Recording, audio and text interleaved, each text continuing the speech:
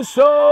Alright. So, kawan kita, brother kita, Uso, dia tanya Mike ni dapat kat mana? Okay, so aku reply dekat dia. Aku cakap aku memang tak ingat. Saya ingat aku awal-awal masa aku buat konten wrestling lah kan. Tapi bila aku flashback balik, ingat-ingat balik, baru aku teringat masa tu aku balik daripada aku pergi ke rumah mak mertua aku dekat KL sana, dekat area Petaling Jaya sana lah.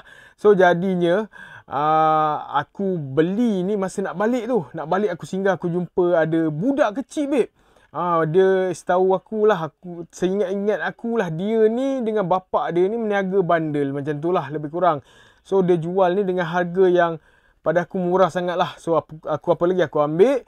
Lepas tu aku ingat Just Mike suka-suka macam ni. Sekali adik tu cakap, "Bang, bateri dia saya dah tukar baru." Dia kata, bateri? Ada bateri apa ni? Ingat kan Mike just macam ni je lah. Rupanya nampak ni dia ada button. Okay, jom kita tengok apa fungsi-fungsi dia. Aku review untuk korang. Okay, Uso, tengok video ni sampai habis. Okay gang, so first aku review dekat korang dia punya rupa paras dia lah. Bentuk dia ni, okay. Macam ni lah rupa paras dia, bentuk dia. Okay, so dia ada speaker dekat sini. Ni dia punya apa dia? Dia punya surat beranak dia apa semua ada dekat sini lah ni. Nampak ni. Okay. Alright, so brand dia, brand apa yang aku pun tak ingat lah. Kat sini ada tulis apa ni?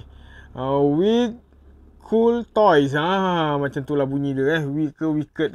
Macam tu lah bunyi dia. Okay, so apa function button-button kat sini? Okay, so macam ni kita dengar button yang pertama. Aku tekan.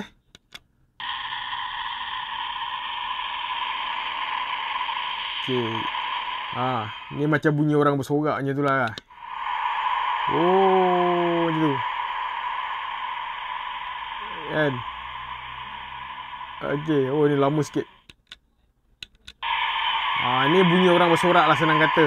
Okay, kita try button yang tengah ni. Apa button yang tengah? Yang putih ni. Okay, jom. You want some? Come get some.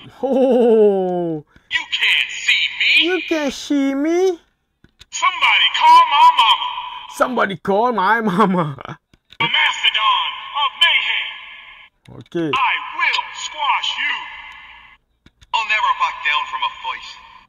Looks like I'm too tough for you. Banyak sama dia. I am the Celtic warrior.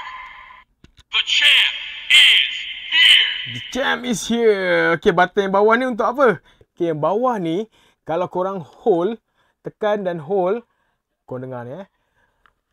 Finally, The Rock has come back home. Alright, so kalau korang berminat dengan baju yang aku pakai ni, korang boleh tengok dekat beg kuning ataupun dekat showcase aku lah. Okay, so jangan lupa like, follow and share. Saya Brock Toy. Come and get some. Bye-bye.